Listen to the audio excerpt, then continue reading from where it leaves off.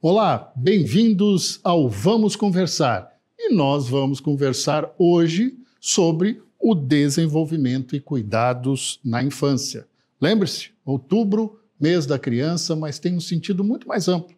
Esta coisa de preparar o desenvolvimento neurológico, cognitivo das crianças é tão importante quanto também o outro lado da saúde. Por isso que eu estou aqui com uma médica, a doutora Tatiana de Andrade Lemos.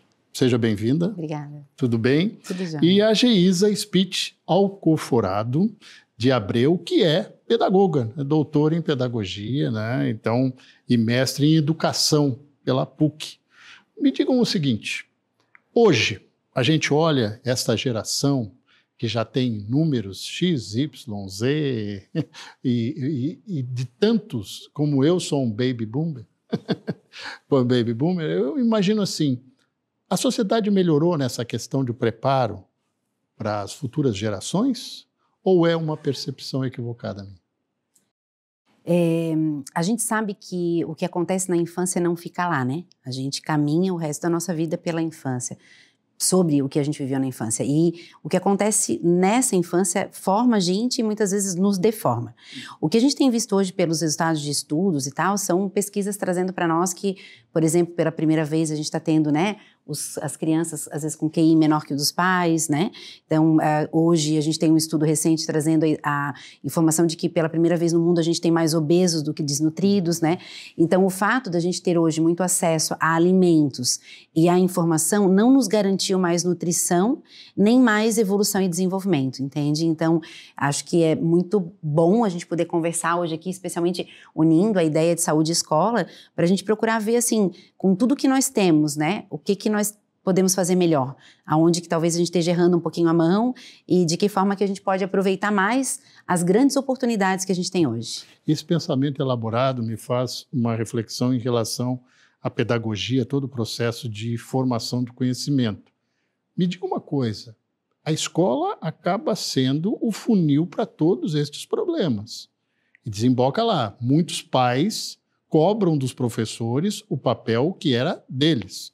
Não só de educadores, mas também de formadores de personalidade dos filhos. Me digam, está equivocado ou está dentro da lógica hoje, infelizmente? Olha, na verdade, a gente precisa trabalhar em parceria. De outra forma, não funciona. Então, a gente vê, por exemplo, a minha área de atuação, que é a educação infantil, ela deve acontecer como complementar à educação da família. Muitas vezes, o trabalho das escolas não podem ficar só restritos à criança. E a gente precisa propor ações para aproximar as crianças das creches pré-escolas e escolas, as crianças não, as famílias, para que estejam junto com a escola, pensando na educação das crianças. Por que é tão difícil essa aproximação, professor? Tem vários fatores que... Mas os principais? Que interferem, né? Tem a questão da mídia, que muitas vezes deseduca, né? Existe, quando a criança é pequena, uma certa rivalidade das mães com as professoras. Existe um ciúme de ambos os lados. Bom, isso às vezes existe até de mãe para avó, né? Eu penso que também eu participo bastante onde eu trabalho, eu sou médica pediatra, né, e também diretora de ações comunitárias e sociais da Sociedade Catarinense de Pediatria, e participo bastante em palestras nas escolas, justamente em creches e as escolas municipais da rede pública em São José, por exemplo, que é a cidade que hoje eu trabalho. e a gente faz as palestras para os pais, né? O que a gente percebe? Uma dificuldade muitas vezes também na dinâmica familiar, né? A questão do trabalho, as cargas horárias, né?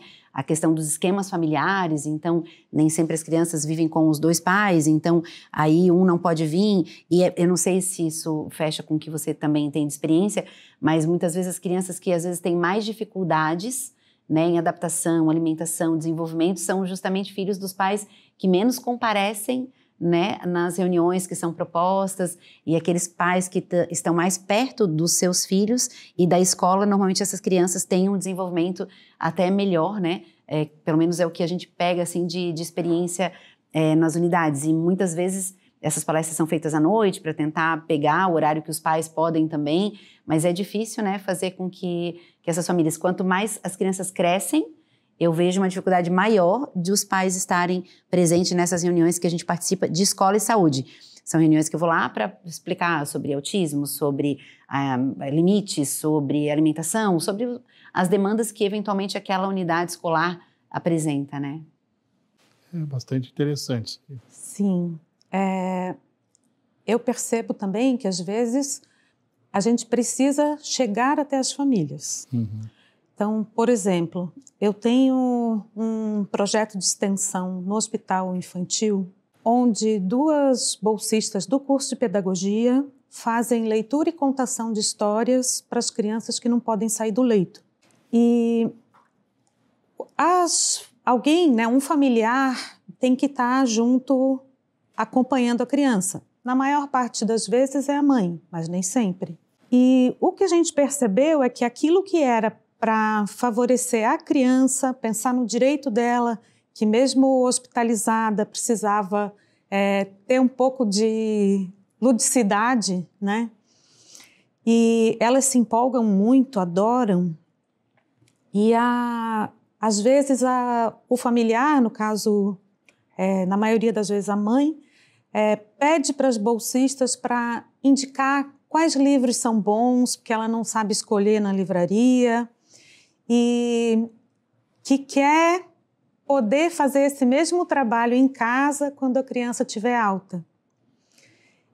Então, isso nos faz crer que existe uma esperança, né, de uma aproximação, né, conhecendo um pouco do trabalho que é realizado lá, as famílias se interessam também e querem levar isso para a sua casa. Eu espero que agora vocês não me levem para um lado que eu não estou querendo ser moralista, nem vou fazer juízo de valor, mas como eu sou casado com uma professora, eu fui professor, tanto no ensino médio quanto na universidade, o que eu percebo é uma desagregação do núcleo familiar. É algo assustador.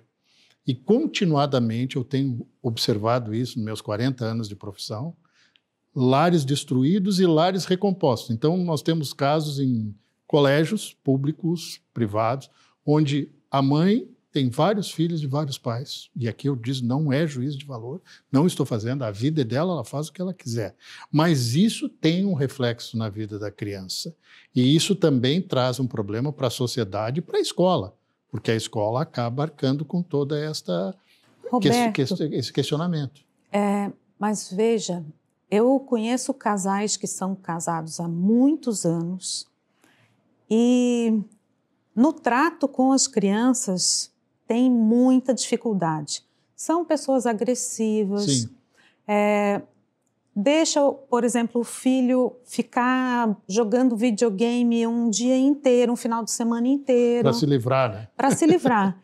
Aí eu presenciei essa cena de dizer, você está muito tempo nesse videogame, larga isso. E daqui a pouco, a gente quer conversar, vai lá jogar videogame. Sim. A questão é a qualidade do vínculo, né? Que é o que é muito importante. Eu sou pediatra na rede pública e a gente acaba atendendo também, às vezes, mães muito jovens, né? Mas eu tenho casos, assim, de mães muito jovens, mas que têm um excelente vínculo com aquelas crianças e que trazem, né, uma qualidade do desenvolvimento. E tem um projeto muito interessante, se eu não estou enganada, em Fortaleza, chama Escola de Família, que visa, em situações como você trouxe, de famílias que às vezes não tinham ferramental mesmo, né? Porque aquelas mães também não receberam e elas também não tiveram instrução, e que elas vão para uma escola de família. É um lugar onde elas aprendem, parece, né? Mas elas aprendem a maternidade. Por exemplo, aprende a brincar com a criança, aprende a ler para a criança, como vocês ali estão ensinando ao fazer, né? As interessadas aprendem e replicam na sua casa.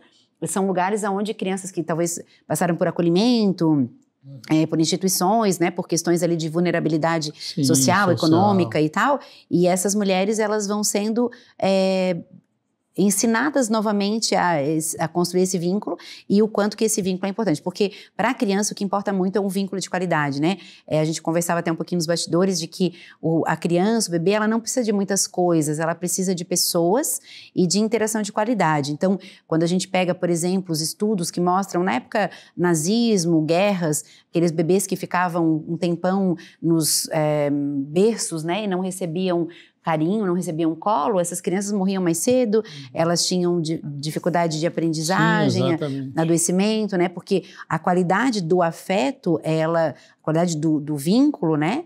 Ela nutre, ela estimula, ela ensina, né? E a criança precisa muito mais do que os pais são, do que o que eles têm para dar para os seus filhos. Exatamente. Né? E quando eu coloquei essa questão, volto a dizer, peço até desculpa para o telespectador, que eu não quero ficar martelando o mesmo assunto, é que você vê uma questão social muito forte no meio. E nós chega não podemos, a impactar, né? Não impacta, fica muito... E agora que Santa Catarina passou nos últimos 10 anos a ser a referência de migrações internas, né? E agora também imigrações, a gente fica imaginando qual é o futuro disso. Quer dizer, você vai ter que buscar uma qualidade de vida melhor, mas a tua família, o teu filho tem que estar nesse contexto. Não é só eu ir buscar o dinheiro, e eu fui pai muito jovem, né? Muito jovem mesmo. Eu e a mãe, minha esposa. E a gente aprendeu com os filhos. A gente aprendeu, mas era aquela coisa, cartilha, até porque casado com professora, e sendo professora, a gente estava todo dia na escola, não precisava o professor chamar, o diretor chamar. A gente estava lá, a gente queria saber como é que o filho estava se desenvolvendo. Eles têm uma inteligência muito maior que a dos pais. A gente diz que a infância, assim, cuidar da infância é um privilégio e uma responsabilidade, né? Muito grande. E nós precisamos assumir isso, né? Esse privilégio de ver alguém crescer, de estimular uma criança, alguém que está ali em desenvolvimento franco, pleno, e que tem um potencial muito grande, e ao mesmo tempo entender a grande responsabilidade que a gente tem, né? Porque eles estão numa fase de crescimento neuronal, de podas neuronais, então hoje o impacto das telas, da falta de atividade física, né? Essa questão da tela, porque hoje a gente é refém. Nós adultos, eu sou jornalista, 40 anos de profissão, uma pedagoga, uma médica, a gente não vive sem, mas muito mais para o nível profissional do que para lazer. Eu não considero o computador nem celular lazer. Às vezes eu sinto até que eu sou prisioneiro deles, porque tenho que ficar o tempo inteiro atendendo. E a criança? Essa questão, qual é a idade ideal para dizer para um filho, olha, tu vai usar isso como uma ferramenta e não como um objeto de escravização? Eu acho ótimo que você utilize o termo ferramenta, o computador, o celular, né, o tablet, para que a sociedade entenda que é uma ferramenta de trabalho e que não é um brinquedo para ser dado à criança, né? As crianças precisam brincar, engatinhar, ir para o espaço externo, brincar no parque. Se sujar de areia. Se sujar, caminhar com o cachorro, praticar esportes, que são um monte de... manipular diferentes objetos. Porque isso provoca estímulo, né? E estimula partes diferentes do cérebro. Se a gente fica com o mesmo estímulo passivo, que é o da TV, por exemplo, você fica parado e as coisas estão sucedendo ali e você está passivo diante daquilo, né? Então, agora por que ler um livro... 3.0, só desculpa interromper, professor. Vem a televisão 3.0, que ela vai ser uma grande tela igual ao celular. A gente vai interagir com ela digitalmente. Ah, viu uma blusa, gostou? Eu posso comprar na hora. Viu aquela informação, quer ampliar a informação, ela vai ampliar na hora. Tem toda uma intenção comercial por trás, né? essa questão da tela, a gente entender que a criança, nós somos imigrantes digitais, né? A gente nasceu num tempo sem e a gente migrou para o celular. Eu estou com o meu aqui por causa de algumas anotações para se precisasse. Então aqui a gente tem banco, facilita muitas coisas e tal. Mas a criança não. A criança ela não tem a noção de um mundo sem celular.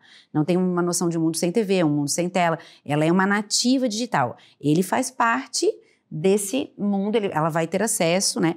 Lembrar o que ela trouxe de que toda a parte digital ela é comercial e ela é também feita para trabalhar intuitivamente e a criança ela conhece. Então, os pais ficam assim, nossa, o meu filho sabe colocar o vídeo do YouTube, porque ele é desenhado, programado para que a gente não precise ter muito mais que 2 neurônios, né? E que a gente faça isso de uma forma muito rápida. A facilidade é exato, indutiva. Né? Instintiva, né? Exato, né? E esse movimento de fingers, né, que é o movimento dos dedos, é um movimento que traz para o nosso cérebro conforto. Então, tudo aqui é pensado para conectar, para hiperconectar, vou usar uma palavra mais forte, mas é para isso, para viciar a gente e fazer a gente depender cada vez mais dessa ferramenta, né, que deveria ser apenas uma ferramenta.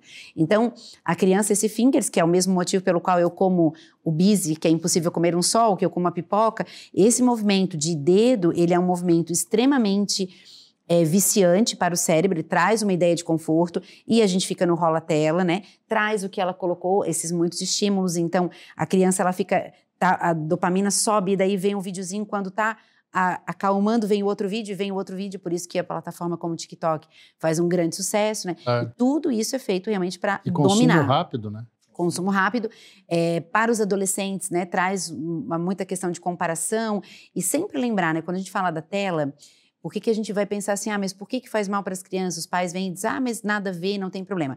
A gente tem visto o impacto do acesso à tela às crianças, né? Então, a gente tem tido atraso de linguagem, a gente tem tido diminuição de interação e comunicação, mais problemas emocionais, comparação, bullying, cyberbullying, suicídio. Né? A gente tem visto a questão de ansiedade por causa dessa questão das telas, né? E sempre pensa assim, se eu estou na tela, eu não estou fazendo outra coisa. Então, o que as crianças não estão fazendo? Quando é uma criança pequena, como a Geisa já colocou para nós. Então, a criança está passiva. Um bebê, por que a gente orienta menor de 2 anos não ter acesso às telas? Porque está claramente relacionado o uso de telas com atraso de linguagem. Quando eu fico olhando uma tela, a criança fica lá olhando a tela paradinha, ela vê que os 2 bonecos falam um com o outro, mas eles não falam com ela. Então, quer dizer, o papai e a mamãe falam, eu entendo tudo, mas eu não falo com eles. Então, quando eu pergunto se a criança já fala, eles dizem, não, ele não fala, mas ele entende tudo. Não, mas nós não estamos querendo saber se ele entende, a gente quer saber se ele fala. E ele acaba atrasando a janela de oportunidades da linguagem, né? Então, ele fica nesse comportamento passivo. Todo comportamento de comunicação é imitado.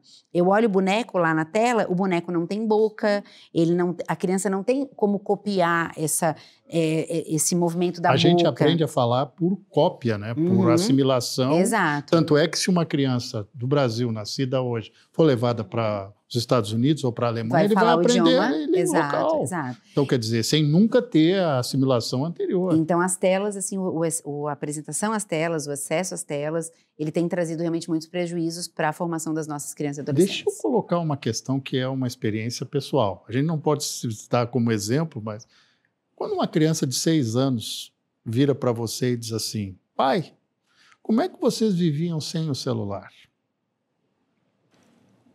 Olha, eu vivi essa situação. Isso acontece há muito tempo, porque eu lembro da minha filha questionando sobre como é que se vivia antes de ter o micro-ondas, que esquentava as coisas no micro-ondas. Mas uma coisa que eu gostaria de enfatizar, como disse a doutora Tatiana, que quando a gente fala, a gente recomenda, não somos a gente, nós duas. Então, tem a Organização Mundial de Saúde que fala sobre essa questão de até os 2 anos zero tela, não utilizar as telas. Nós temos a publicação da Sociedade Brasileira de Pediatria. O governo federal lançou um documento também com recomendações sobre o uso de telas para crianças e adolescentes. E é um material interessante porque traz falas de crianças, trechos de falas de crianças e falas de adolescentes. Onde depois de conversar com eles sobre o abuso no uso das telas, né, que reflexões eles fazem sobre isso? Então vale a pena consultar esse material. Eu acho que é legal a gente trazer assim para as pessoas que nos assistem, né, uma orientação talvez um pouco mais desenhada. Então, qual é a recomendação hoje, né? A Sociedade Americana de Pediatria também. Então, muitas organizações trazem isso. E não é simplesmente da cabeça, né, gente? Então, isso é tirado de estudos que vão trazendo para nós os prejuízos que o uso, por exemplo, por mais tempo ou em determinada faixa etária vai trazer para a criança e para o adolescente. Então, de 0 a 2 anos, a recomendação é 0 telas, exceto em chamadas de vídeo com familiares. Por quê? Quando a gente faz uma chamada de vídeo com o familiar, por exemplo, você tem um netinho, né? Então, quando ele faz uma chamada de vídeo com o vô, ele vê um rosto conhecido que fala com ele na mesma velocidade que uma pessoa humana fala com uma criança, né? Que tem uma interação emocional, pessoa a pessoa, e que a pessoa está falando com a criança, né? Então, ela vai lá, eu vou estar com saudade, e a criança, na sua idade, na sua forma de organização de palavras, vai retribuir, né? É diferente dela vendo o desenho onde ela ficou passiva e que a gente já colocou essa questão. A princípio, né, de 2 a 5 anos, 1 hora por dia, sempre sob supervisão, porque a gente não pode esquecer a questão do risco dessas crianças no mundo digital. Ninguém deixaria uma criança de 2 anos sozinha numa cidade como São Paulo, mas os pais acham que é seguro deixar ela dentro do quarto no celular, né? Então, assim, é muito mais grave, é muito mais amplo. Com todo tipo de vilania que tem lá dentro. Exato, né? Então, a gente não tem condições de fazer isso sem supervisão. E aí já cai por terra, porque a maioria dos pais faz justamente assim, eu vou deixar ela no celular para eu fazer as minhas coisas, né? E o que a criança precisa é justamente a conexão. De 5 a 8 anos até 2 horas por dia também sobre essa supervisão, e acima dessa idade, às vezes até 3 horas, sob supervisão, porque daí tem mais as questões escolares e tal. Pois é, isso que eu ia perguntar. Isso, a escola também empurra necessariamente para a tecnologia. Vai fazer parte, é o que a gente falou, eles são nativos digitais. Não tem como eles estudarem sem um acesso às telas, não tem como, né? Eles hoje, então quando a gente responde para eles como que era viver sem o celular, então era uma vida boa, muitas vezes menos demandante, com menos acesso a algumas informações, mas com mais profundidade naquilo que a gente fazia. E mais relacionamento interpessoal. E eu vou fazer uma provocação para vocês duas. O exemplo ainda é uma grande ferramenta para a família. É claro que meus filhos, volto a dizer que o exemplo pessoal não vale muito, mas os meus filhos cresceram num ambiente onde o pai lia jornal, lia revista, a mãe sempre estava com o livro na mão. Meus filhos são leitores. Eles já estão uma vai fazer 30 anos, o outro 37. Eles compram livros, eles leem livros, eles gostam de ler. E pode ser até aqui no tablet, mas eles gostam de ler, os dois fizeram curso superior, etc. e tal. Mas eles gostam de ler porque, de alguma maneira, eles foram estimulados pelo exemplo. O pai e a mãe estavam sempre lendo. Meus filhos começaram a ler muito cedo. Roberto, é bem importante você falar nessa questão do exemplo, porque quando a gente diz para limitar o acesso às telas às crianças e adolescentes, né, nós temos que nos policiar também. Porque eles vão se espelhar naquilo que a gente faz, naquilo que a gente Eles falam isso, né? Falam. Eles falam isso, assim, minha mãe manda eu desligar o celular, mas a minha mãe não sabe do celular, né? A gente tem inúmeros exemplos, e às vezes até alguns exemplos, assim, bem chocantes de pacientes que trazem isso, por exemplo, às vezes na terapia, quando tem um quadro aí de desconexão familiar na adolescência, ansiedade e tal, e que crianças, por exemplo, às vezes em terapia, de chegar a dizer para o terapeuta assim, eu gostaria de ser, o que tu queria ser quando tu fosse grande e tal? Eu queria ser um celular. Como assim que tu queria ser um celular? E a terapeuta já entende, né, onde é que a criança quer chegar. Para ganhar atenção. Pai, exato, ele está sempre comigo nos braços, Como entende? é que é? A senhora deu o exemplo antes, a senhora por respeito, o famoso dedinho rolon, né? Isso é uma coisa, eu acho que as pessoas devem ter até tendinite, alguns, de tanto tempo que elas passam fazendo esse movimento. É verdade, tem mesmo. E tem até entre adultos, né, brincadeiras do tipo, vamos nos encontrar para ir numa pizzaria. Aí fica uma cestinha no meio, todo mundo põe lá o celular. Já fiz isso e já vi fazerem Quem também. pegar primeiro, paga a conta. Não, e era na porta já. Aniversário e tal, já entregava na porta, já tinha uma etiqueta lá com o teu nome, já colava atrás, deixava lá e desligado. Porque parte-se do princípio que você foi ali para se divertir, para confraternizar, para conversar com as pessoas, o tal do relacionamento interpessoal, que eu vejo esse como um grande dos problemas da tela. Você separa o indivíduo da realidade. A ponto de eu conversar às vezes em casa, tipo, ó, vocês viram que bonito aquele negócio que tem na rua, passando de carro? E ninguém viu. Só eu vi porque eu estava dirigindo. Tem um jornalista que fez um estudo e ele cunhou um conceito, um termo de déficit de natureza, dizendo que falta, né, para as novas gerações um maior contato com a natureza e o quanto isso traz prejuízos para a saúde. Aqui no Brasil nós temos a Leia Tiriba, que é uma pedagoga, professora da Unirio, que ela fala da necessidade de desemparedar a infância. Então, tirar as crianças de dentro das salas, daí nas escolas também, nas casas, e levar para o espaço externo, para o contato com a natureza, para vivenciar outras experiências tão necessárias, né, para a saúde. Eu vou trazer para ti dois exemplos bem práticos, assim, para os nossos telespectadores também, do que é essa deficiência de natureza, né? Então, a gente tem duas epidemias no Brasil hoje, bem claras para nós. A primeira é de miopia na infância, cada vez mais cedo, mais crianças míopes. Por quê? Porque a criança, para desenvolver a visão de longe, né, ela precisa enxergar longe. Mas como ela está dentro do quarto, dentro da escola, dentro da igreja, dentro de casa, dentro do apartamento, dentro do playground, dentro do parquinho fechado, ela não enxerga longe, ela não desenvolve o músculo visual para ver de longe. Ela tinha que ver lá a pedra branca, ela tinha que ficar enxergando longe. E a gente está tendo cada vez mais crianças míopes porque estão emparedadas, né? E a segunda epidemia é de deficiência de vitamina D. Por causa Justamente da falta do sol. pela falta da exposição solar. Doutora Geisa, o que é a tal da intoxicação digital? Fazendo uma analogia, né, com a questão da intoxicação alimentar, na digital, a criança ou adolescente que fica muito tempo, e até o adulto, né, que fica muito tempo diante das telas, vai tendo prejuízos para a saúde. Uhum. Então, por exemplo, a OMS recomenda que pelo menos 1h30, se não estou enganada, antes de dormir, que você fique distante das telas. Né? Para conseguir ter um sono reparador, né? E as pessoas vão para a cama com celular, com tablet, ou então vendo TV, né? Exatamente. Tem gente que dorme assistindo televisão. Isso. E isso prejudica o sono, que vai também prejudicar a qualidade de vida no outro dia, né? Um dos sinais para a gente perceber, né, se a criança tem intoxicação digital, é como que essa criança fica quando a gente limita a tela.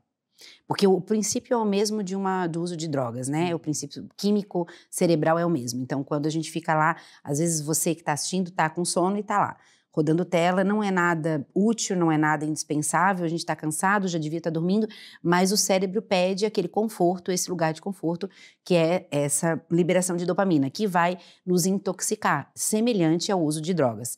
Quando a gente tira isso, então eu quero mais. E aí é aquele, por exemplo, sempre dá uma checadinha, dá só uma olhadinha, a troca de aplicativos, né? Vou do WhatsApp para o Instagram, para o outro aplicativo, isso é um dos sinais. Mas na criança, quando a gente diz assim, ó, agora a mamãe vai desligar, como fica essa criança? Se ela entra em parafuso, se ela grita, porque eu quero, se ela não consegue esperar, são sinais claros de que essa criança está intoxicada.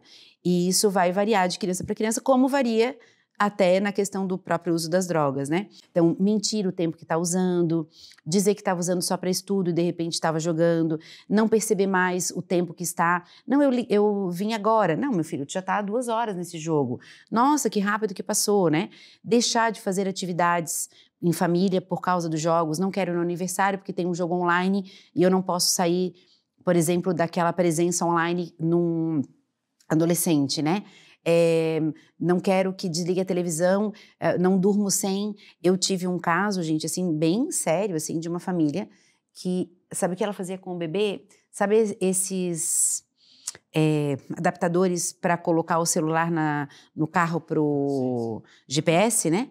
Então ela adaptou esse negocinho no berço da criança e colocou o celular para que a criança ficasse deitada e a tela ali para que a criança ficasse assistindo a tela até dormir, né? E vários outros episódios assim parecidos, bebê de 4 meses que a mãe dizia que ele já pedia para trocar o vídeo do YouTube, né? Ela botava ele dentro de um bebê conforto, colocava no centro da cama virado para a televisão.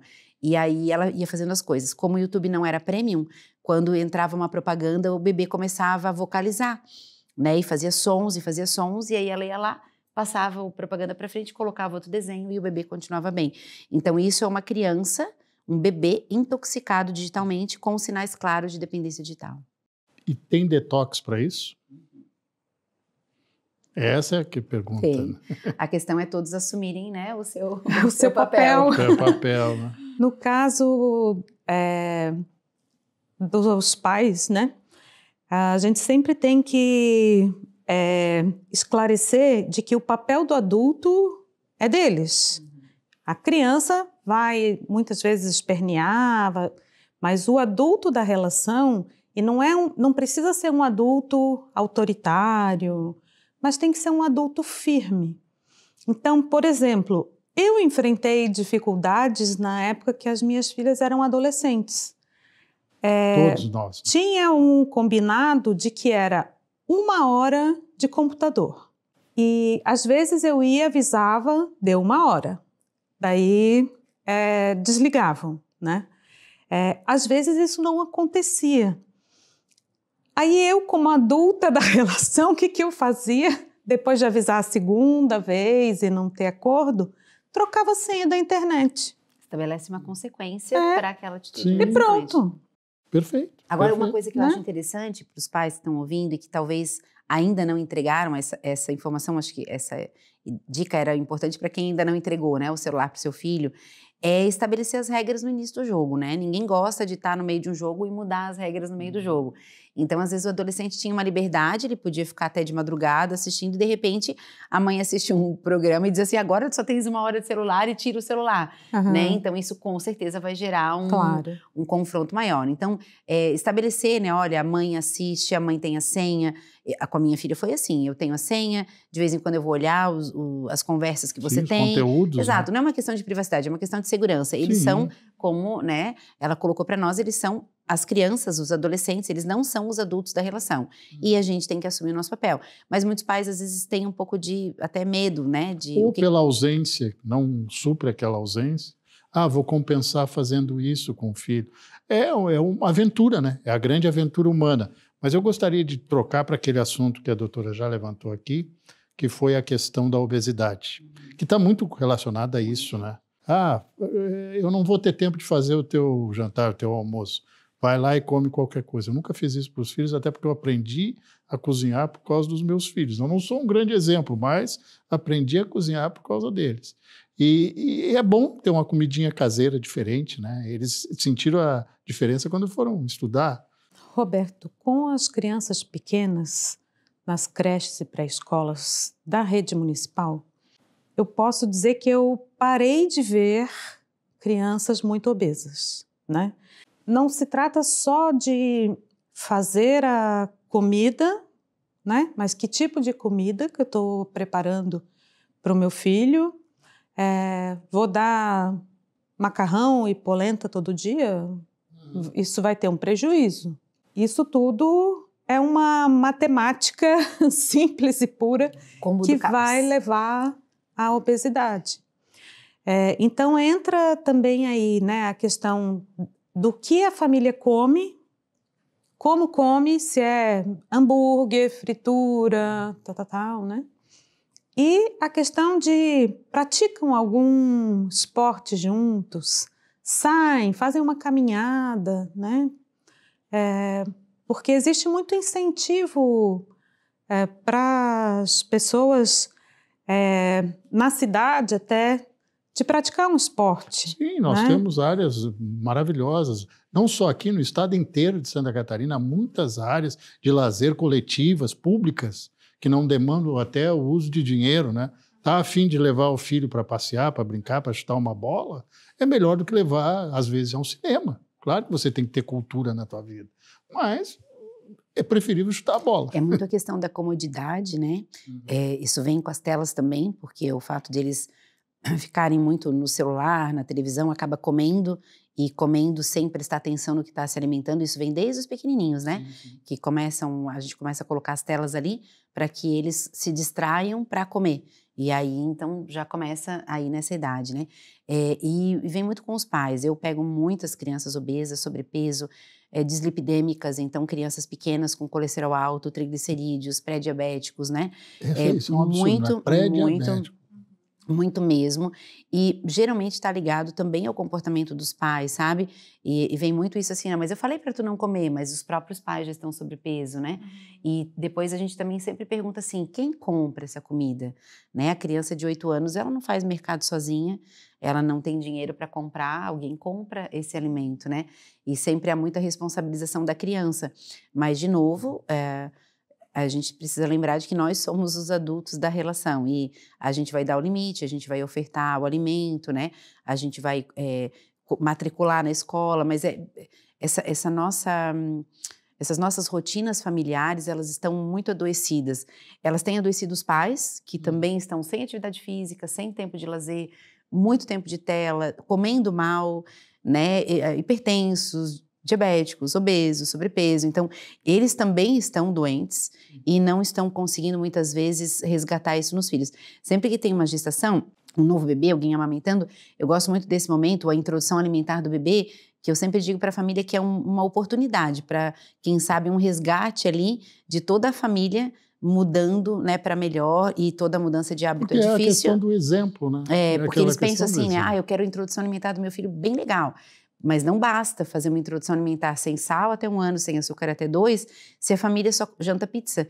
Porque quando a criança tiver 1 ano, 1 ano e meio, ela está comendo pizza com a família, né? Então, ela vai ser levada a isso, quer dizer. Vai. É a questão do exemplo, de novo. É uma marra difícil.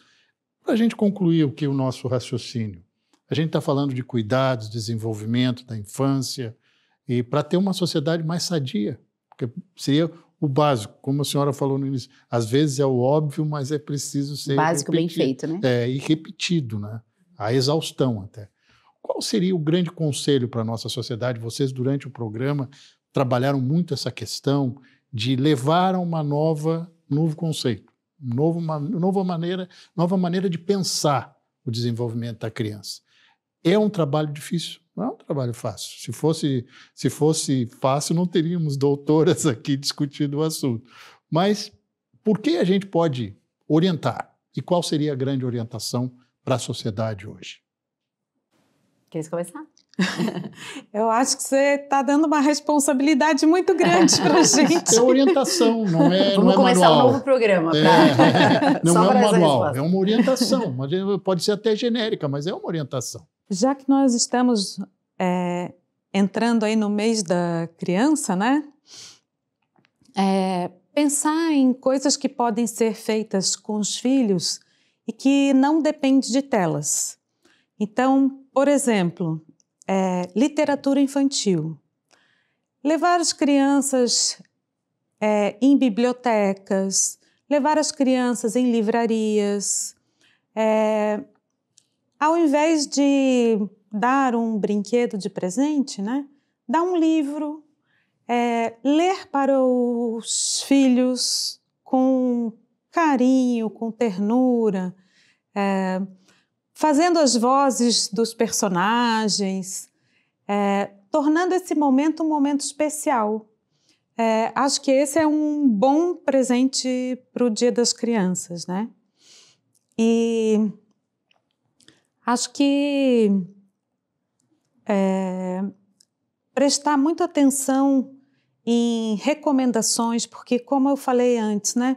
Nós temos lá a Organização Mundial da Saúde, com todo um documento que explica essa questão das telas. Temos da Sociedade Brasileira de Pedagogia. Isso tudo está disponível na internet, porque o acesso à informação nos dias de hoje, né, e não podemos negar, é muito grande. Claro que a gente tem que saber filtrar a informação que estamos tendo acesso.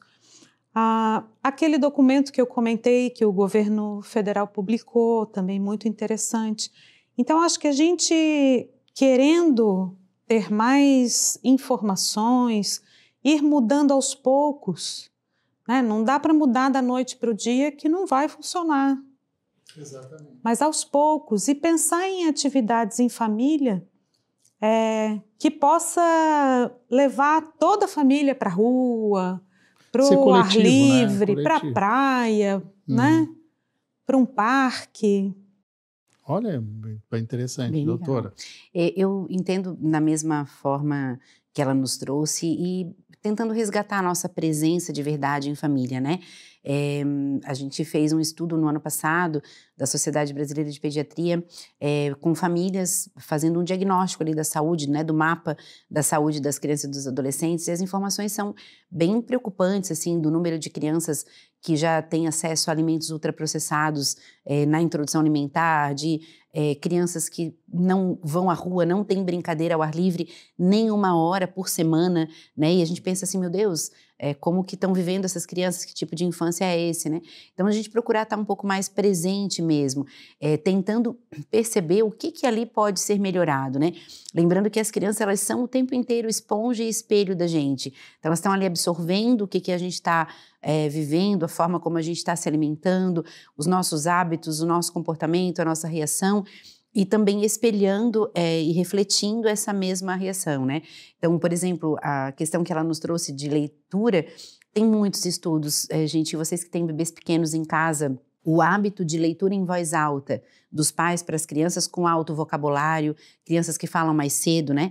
O hábito, por exemplo, gente, estudos mostrando claramente para nós de que famílias que têm uma refeição à mesa com seus filhos por dia, essas crianças leem mais rápido, elas têm menos risco de suicídio, menos automutilação, menos ansiedade, simplesmente por eu ter uma refeição em família à mesa.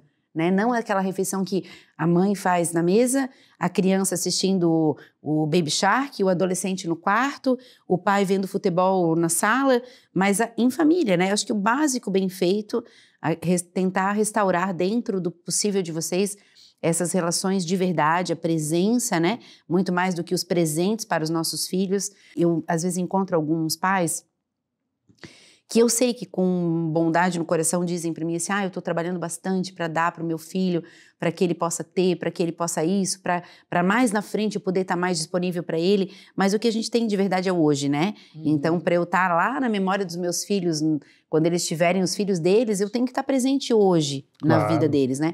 E eles precisam muito mais, assim, da gente estar ali, às vezes, fazendo uma comida mesmo simples, arroz, feijão e carne, né, arroz, feijão e um frango, do que necessariamente eu comer no McDonald's, né, e ganhar o brinquedo do McDonald's. Eles precisam muito mais da nossa presença de verdade ali com eles. É isso que vai nutrir, é isso que vai levá-los além. Poderia tentar ser sintético num assunto extremamente complexo, que isso é o grande valor daquela coisa da memória afetiva. Né? Eu vi fazendo, a nona fazia para mim, né, as duas faziam, aí a mãe fazia, então o pai também cozinhava, então quer dizer, aquela coisa, eles estavam preparando um alimento, isso já é uma maneira de agregar. E é uma pena que hoje, muitas vezes, as nossas memórias, elas são simplesmente recortes e stories, né? Então vai lá e faz uma foto, mas não necessariamente foi vivido aquele tempo, né? Aquela memória em família, tem uma foto maravilhosa do Natal, mas assim, cada um no seu canto, então que a gente possa viver de verdade isso, né? Ter essa experiência afetiva que marca mesmo. Uma boa experiência. Amém.